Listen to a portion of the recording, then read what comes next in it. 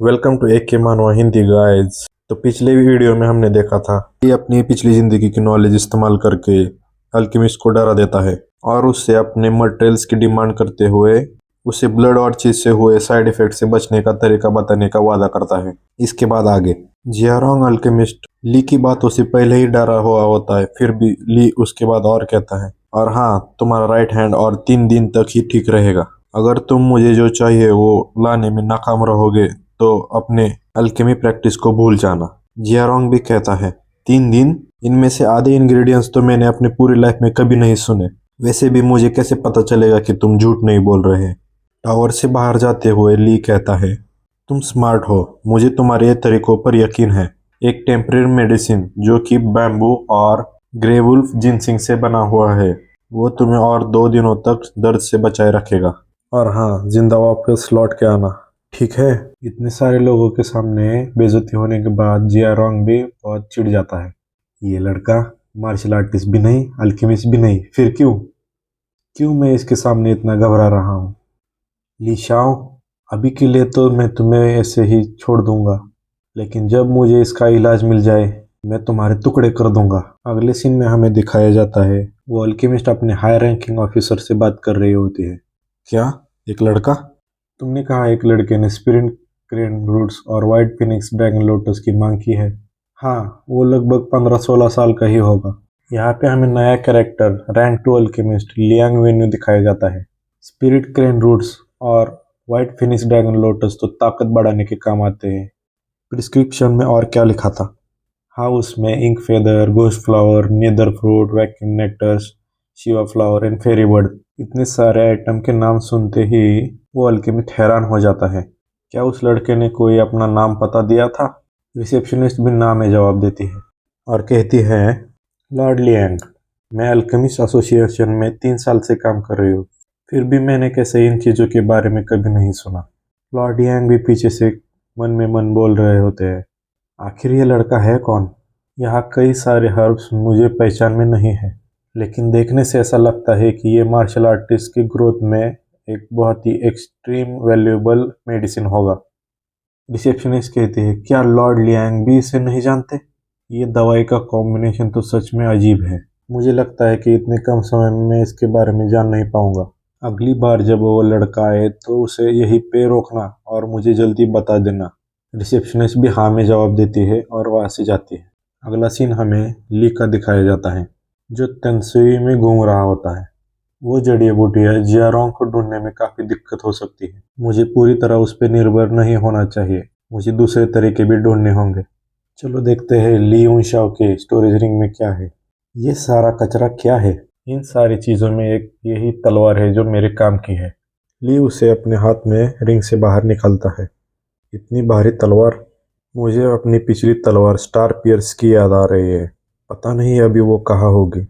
लगता है मुझे अभी इसी के साथ रहना होगा जब तक मैं अपने 7 चक्रा ओपन नहीं करता। अगला सीन हमें जियालान एकेडमी का दिखाया जाता है। मैं अपने लिए खुद ही हथियार बना लूंगा और मैं अपनी यहाँ की कंडेंस कर लूंगा। ली एकेडमी में अंदर जाने ही वाला होता है कि तभी उस पर कोई अटैक कर देता है, लेकिन अपने क्विक रिफ्लेक्सेस से ली उसे डॉज कर देता है और वापस से एक तलवार की स्लैश घुमा देता है। उससे सामने वाला लड़का झट से पीछे हट जाता है। ली उनशाओ, तुम आज काफी ध्यान खींच रहे हो। ली के क्लास के 2 लड़के यहाँ पे उसे बुली करने आ जाते हैं, दू फेंग और लो जिए। ली भी उनकी तरफ देख के कहता है, तुम लोग। तभी वहाँ पे ली के दोस्त भी आ जाते हैं उसे प्रोटेक्ट करने और उन दोनों से पूछ रहे हैं, तुम दोनों यहाँ पे क्या कर रहे हो, इसे परेशान क्यों कर रहे हो। हान भाई और चेनजेन, ये दोनों ही ली के बेस्ट फ्रेंड होते हैं। उनमें से एक बंदा कहता है, ज़्यादा कुछ नहीं, ली ने जो क्लास में परफॉर्मेंस दी है उसका हिसाब लगाने आए हैं। ये हमारे बॉस लैन का हुक्म है। ऐसा कहते हुए टू फेंग एक पंच रेडी करता है और हमला कर देता है। हन भाई जो ली का दोस्त है वो भी सामने से हमला कर देता है। यहाँ पे हमें दोनों के चक्रास दिखाई देते हैं। दोनों के 4-4 चक्रास ओपन रहते हैं। यहाँ पे दोनों की ताकत एक समान रहती है और दोनों एक दूसरे को ढकेलने का कोशिश करते हैं। स्ट्रेंथ में दोनों एक समान होने के कारण दोनों एक दूसरे को पीछे ढकेल देते हैं। पीछे आते ही चेंजन उसे पकड़ लेता है और कहता है, हन भाई, तुमने तो अपने 4 चक्रा ओपन किए हुए हैं। हाँ, उसके भी 4 चक्रा ओपन है। तभी मौका देखकर वो दूसरा लड़का भी हमला कर देता है और कहता है, सिर्फ 4 चक्रा, हा हा हा, तुम कुछ ज्यादा ही नहीं उछल रहे हो। कहते हुए वो अपने 5 चक्रा ओपन करके उस पर हमला कर देता है। हनबाई भी अपने 4 चक्रा ओपन करके उसे ब्लॉक करने की कोशिश करता है। ऐसे में दोनों के पंचे एक दूसरे से टकरा जाते हैं और हनबाई के सारे चक्र टूटने लगते हैं। तभी वहां पे जोर से हड्डी टूटने की आवाज आती है। हनबाई कहते हैं, आ मेरा हाथ। ये कहते हुए वो पीछे चेंजेन पे गिर जाता है। लुओ जाए भी भद्दा सा चेहरा करके उसे कहता है, कैसा लगा 4 चक्रा और 5 चक्रा का डिफरेंस। दू फैंग भी यहाँ पे कहता है, तुम दोनों यहाँ से दफा क्यों नहीं हो जाते। तभी वहां पे एक सुंदर सी लड़की की एंट्री होती है और वो कहती है, मुझे आज देखना ही है कि तुम मुझे कैसे दफा कर देते हो, और मैं देखूंगी कि कौन अभी ली को बुली करता है।